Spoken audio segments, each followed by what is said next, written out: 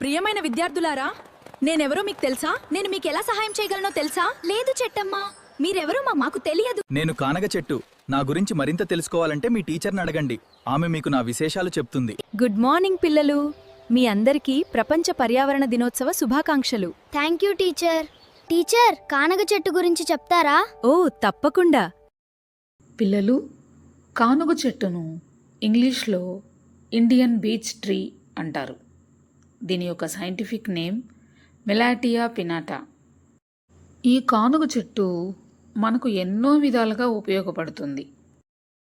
ఈ చెట్టు విస్తారంగా పెరిగి మనకి చల్లని నీడనిస్తుంది.